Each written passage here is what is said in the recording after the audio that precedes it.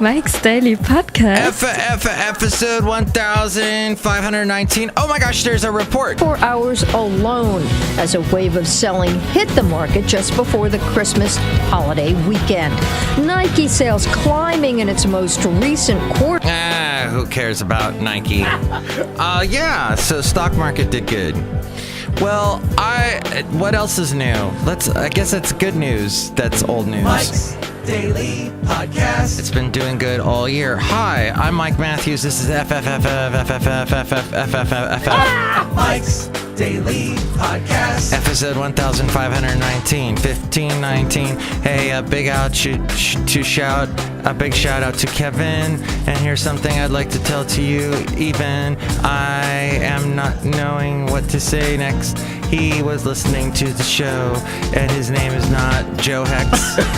Joe Hex was a superhero that was the dead sheriff from the Old West. Mike's Daily Podcast. That's as far as I know about that. But you know what?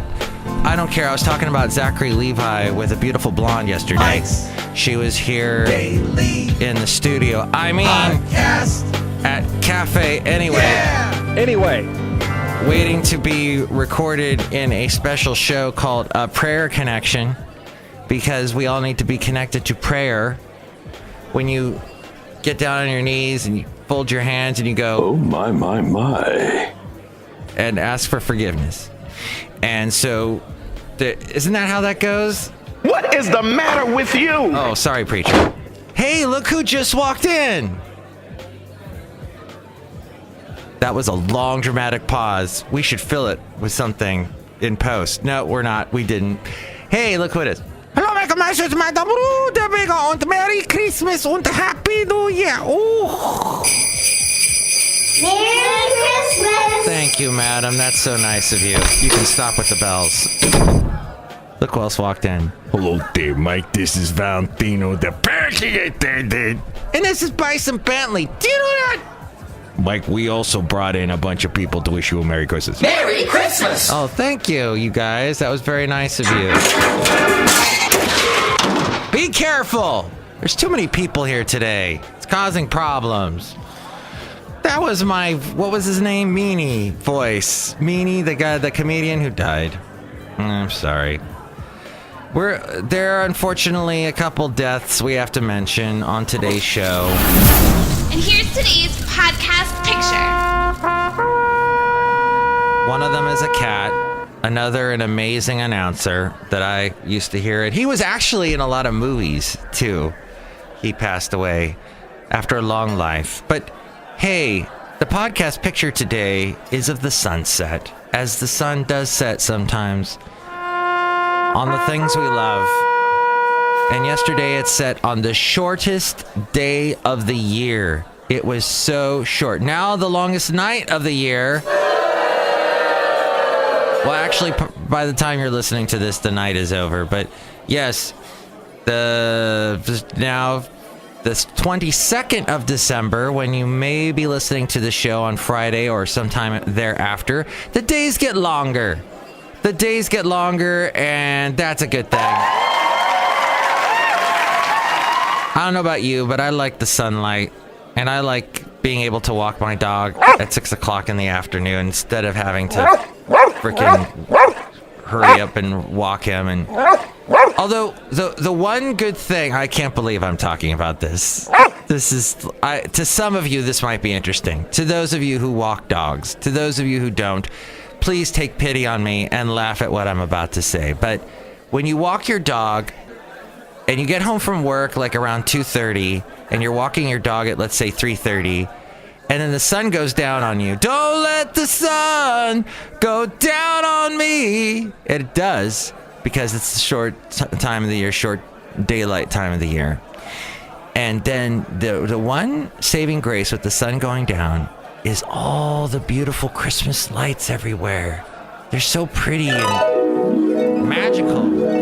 The magical Christmas lights. And there's... So I like that. That's why I post a lot of Christmas lights in my podcast picture. But today, the podcast picture is of the sunset setting on the shortest daylight day of the year. Yesterday, the winter solstice. as it was called. But now we are on to the home stretch to Christmas. There's a lady that I passed by as I'm walking. Actually, it had gone dark, and she was putting up her Christmas lights. Yes, on the 21st, on the winter solstice, she was finally putting up her Christmas lights with 5 days to go. She puts up her Christmas lights, whatever. Café, whatever. I mean, Café Anyway. And this lady is I think I might have spoken about her before. She's very nice. She gave me Nasturtium. It's this viney sort of plant that grows here in the Bay Area. It probably grows where you are too. But this thing, it blooms very nicely. And I've seen it all over the place. And I'm going to attempt to spell it, and I'm probably not gonna. Let's see, what's it say? Nope, I typed something that resembled lithium, so it brought up Lithium, which is a song by Nirvana. Hey, that's my Nirvana tribute band, is Nirvana. Hey, we're Nirvana. We're here to rock you. Rock you with some grunge. Is it Nasturtium? Let's try that. Nurse Tim? Nurse Tim popped up. As a new nurse educator, Nurse Tim is an expert in helping you succeed. What the? This is the weirdest word on the planet. Nasturtium flower. I'll put that on. Let's see what that says.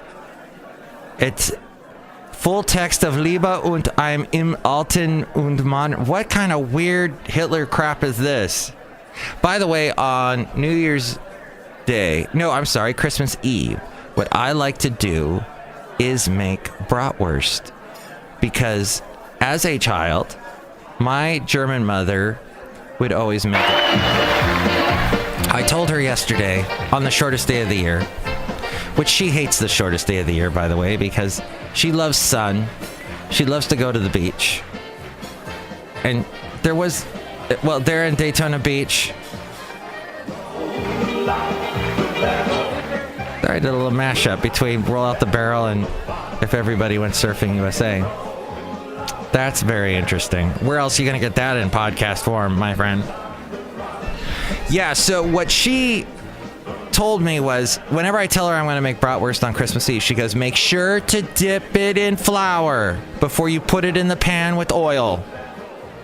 And I said, thank you, Mom. But I'm not going to... So she would make it with... she'd have mashed potatoes and then sauerkraut. And that to me is Christmas Eve. That's how I celebrate Christmas Eve. And it has warm memories for me. And I know on Christmas Eve, on Sunday, I'm going to have a total, Jones in for bratwurst. Phrasing. But that's what is going to happen. And I've been watching a lot of Archer lately. Oh my gosh. It is very stupid. But the jokes can come out of left field, and because they are doing all the animation with it. Phrasing. Thank you, Archer. H. John Benjamin is the voice of Archer, and he keeps saying phrasing. It makes it laugh. I laugh. And what they're doing is this season, the most recent one on Netflix, which I'm going to cancel at the end of the year. He is in Los Angeles, and they're fighting crime, they're investigating. I don't know. There's cafe. I don't know. There's movie stars and hot women. It's so funny when they draw the hot women. Anyway. Yeah. I think I know someone who has a thing for animated hot women. And, you want to take them aside and go, they're not real. Is you blind? But, Are you out of your mind? But they still fall in love. They've got a love affair with, and there's a big thing, especially with anime characters. A lot of American boys look at those anime characters and go, woo! And as the nerdy kid from The Simpsons said, machi machi. So, anyway, Café Anyway, you know what I mean by those flowers. So this woman... Anyway. This assertion, I'll just call it that. And you know what I'll do is I'll find out what it really is, and that's what I'll name the show today. And people will be like, what the hell? But that's what people say when they listen to this show, is they go, what the hell? What the heck? Café Anyway. Anyway. You've got to be kidding me. The point being, this girl, this woman, this lady, much older than me, has apparently seen, and I just did a not Charles Barkley. Oh. That's terrible. No, not you, Charles. It was Charles Nelson Riley. I just did a Charles Nelson Riley mouth click. He used to do that He used to do that all the time. Watch Match Game PM on the Game Show Network, and you will appreciate Charles Nelson Riley. And he used to also be on the Love Boat constantly. And I'll play that theme to the Love Boat eventually. If you get off my back. Oh, are you on my back? Oops.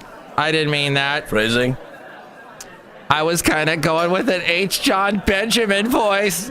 To do the H. John Benjamin voice, you have to be like you're constantly about to laugh.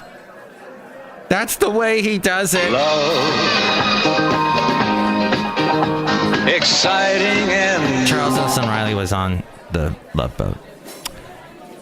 And be cocky as heck is how you have to be Archer. And did I say cocky? Phrasing. So, back to the show. What we were talking about, the nice lady, and I don't have any Jerry Lewis queued up, sorry. Or you're welcome. She once gave me a list of all of the concerts she saw, and it was several pages, and it was every possible band. You may hate music. There was probably a band or a musician on this list that you would have liked. She's seen all these shows, and she showed it to me, and the list was written in pencil. For you millennials out there, oh, Mike, don't make a millennial joke right now. I'm a millennial, and you'll only insult me. I'm sorry, but they said somewhere in the news today, in this year, about how millennials don't know what a pencil is. That's a crock of crap. There's no way millennials don't know what a pencil is.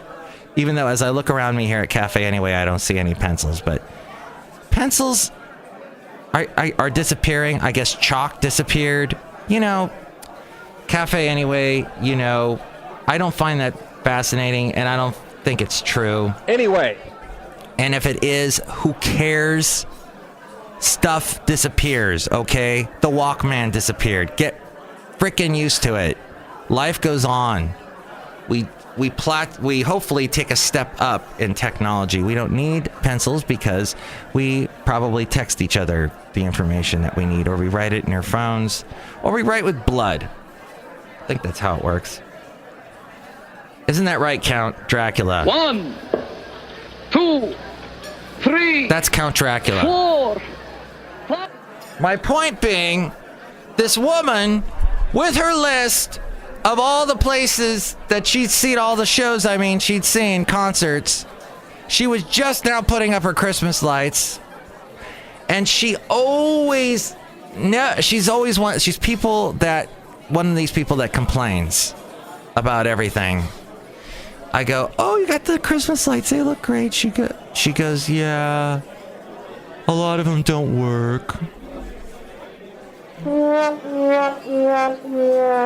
I'm Debbie Downer.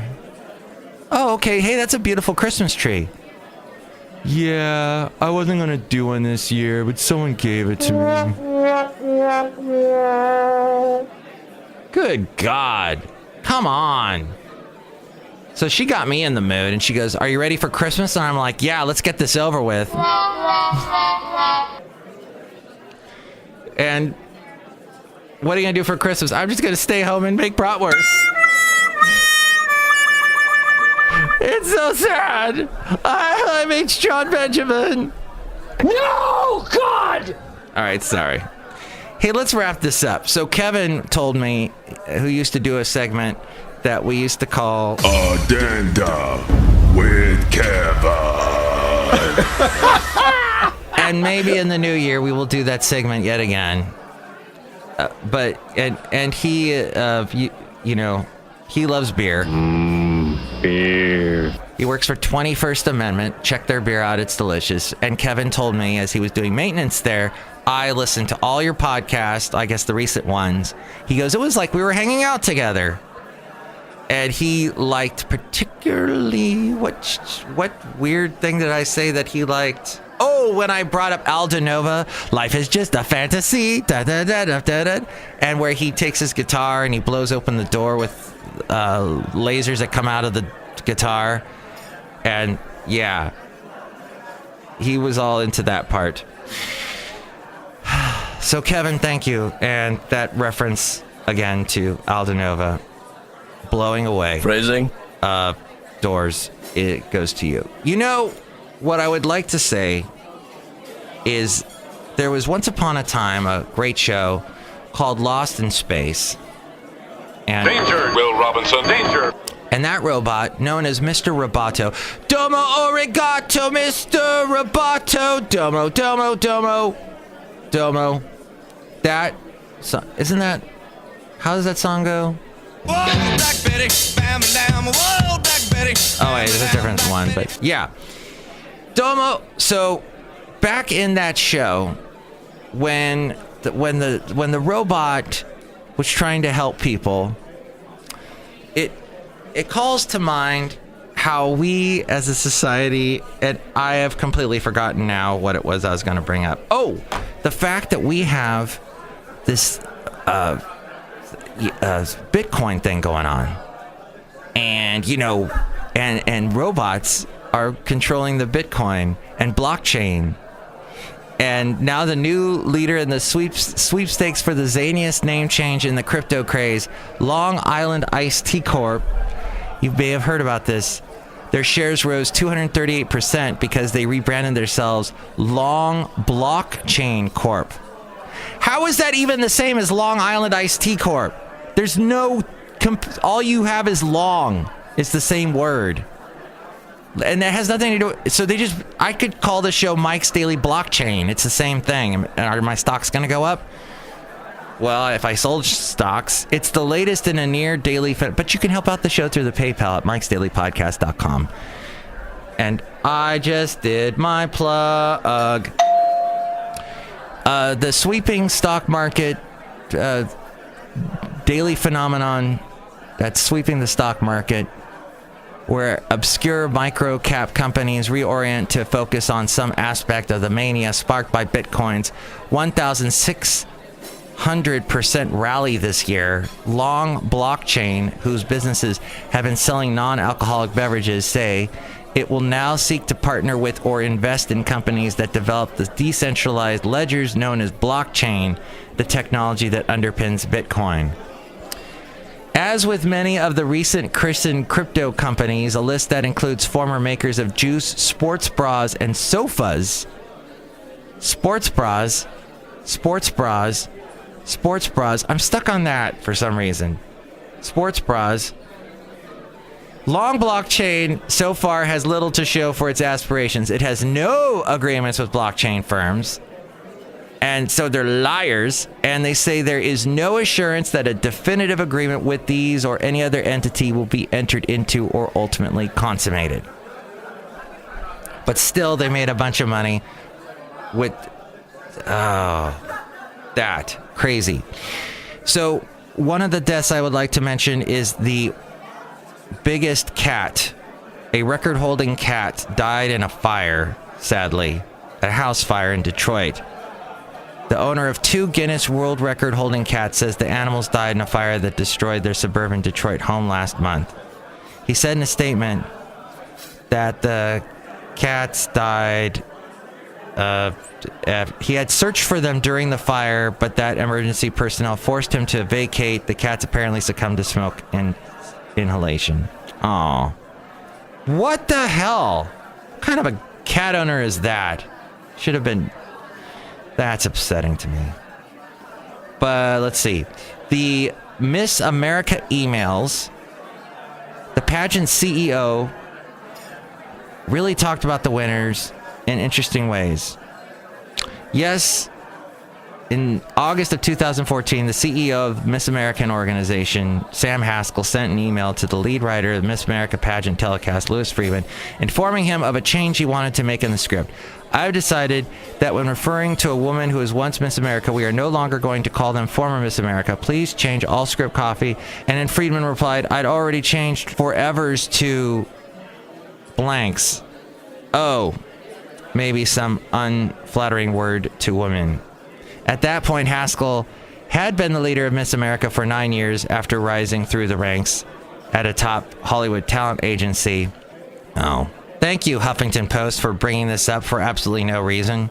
Well, Franken has urged the senators to stand up for truth in their final floor. So Huffington Post, man. So Ariana Huffington and Al Franken had a little thing. Al Franken wrote about her longingly in one of his books that had to do with Rush Limbaugh being a big fat idiot or the Fox News or something. And Al Franken took a parting shot at President Trump and the rhetoric of the GOP on Wednesday as he delivered his final speech from the Senate floor. He ran through a litany of policies, including the newly passed tax bill, Obamacare, and climate change, where he said the Trump administration's positions are at odds with what's best for Americans. The values being advanced by the president and his allies in Congress simply don't represent my belief that our economy, our democracy, and our country works best when they work for everyone. So you knew who was going to do that. He's out. So restaurant workers, a hotel event booker, a watchdog group who say President Donald Trump has business conflicts that violate the Constitution cannot sue him. All part of the emoluments clause. The U.S. District Judge George Daniels said it was too soon for the lawsuit to be considered by the courts, particularly because Congress has not considered the issue. The lawsuits earlier this year alleged that Trump's vast, complicated, and secret business interests were creating conflicts of interest. It claimed the business ties violated the Constitution's ban against taking foreign gifts and money without Congress's permission, including for hotel stays or for leases. Well, now we hear about Darryl Strawberry. He had has long battled with substance abuse problems, but now we know that the drugs weren't the only vice he had an affinity for. He was suspended 3 times for violating the substance abuse policy in baseball and was also arrested in 1999 for possession of cocaine. He recently came out and admitted he was also addicted to sex. He said on Dr. Oz, and he opened up about some of the details stemming from his addiction and revealed that he used to be having, relations with women in the team's clubhouse between innings of the games. Watch Dr. Oz to find out more. If you're a Dr. Oz watcher, I will not watch that. My mom loves Dr. Oz. Dr. Oz said today that you should, take avocado and shove it in your eye holes. And that will help you with phrasing. Russian President Vladimir Putin said today the United States is plotting to withdraw from the Intermediate Range Nuclear Forces Treaty, which bans short and intermediate range land-based nuclear and conventional missiles. And Roy Moore, he still has not conceded after last week's shocking loss to Democrat Doug Jones. He still hasn't. He has posted articles on Facebook calling into question how Jones won the race and highlighting that Jones' son is gay. That's the kind of vermin that Roy Moore is, everybody. That's the bullet we dodged, everybody. My mom, we were talking about it, and she goes, I wish Roy Moore would have won. And I said, what? She goes, yeah, he's a Republican. I'm like, Mom, do you know anything about Roy Moore? She said, no. I'm like, you need this guy. And I ran off the list, and she's, well, I'm glad he lost too. And my mom's a Republican, and it's pro-Trump. So, Roy Moore, it was just a bad thing that he won. Thank you, Steve Bannon, you idiot. So, it has been more than a week since he lost that election and he still hasn't conceded. I bet you he will not concede ever, because he is that kind of a whack job. And he has posted to his Facebook page discussing how Muslims and Marxists delivered for Doug Jones, and that Doug Jones's gay son is thrilled by the Alabama win. The first, let's see, that's pretty much it. In a video released the night after the election, Moore insisted the battle rages on. Oh, and I read you that quote about how God has abandoned us and all that. So he's not even being a good Christian saying stuff like that. Jeez Louise. Right? Am I right? This guy I work for, that I help him with his show, he's very pro Apple. And I'm pro apple the fruit. I eat a lot of those for breakfast. And it keeps the doctor away somewhat. He loves the company Apple, and he owns stock in them. Well, he's an Apple apologist and was totally apologizing on his show yesterday about the fact that Apple makes your battery take a crap. When I think that's the metaphor. I think that's the scientific phrasing for that. When it gets older, your phone will slow down. The battery will start to diminish. I talked about it on the last show. And Apple has made that and have programmed that into all their phones. So if you have an older iPhone, your battery won't last as long, and you're forced to buy a new iPhone. And it's something that Apple owned up to and said, yeah, we do this. And Rob was like, the guy I work for was like, hey, that's fine. At least Apple talked about it. It makes sense. And I'm still thinking Apple's a bunch of jerks for doing that. And then NPR even was apologizing for Apple. So I don't like the Apple apologists saying these things that you can't they built a flaw into their phones. And yeah, maybe Samsung did it too.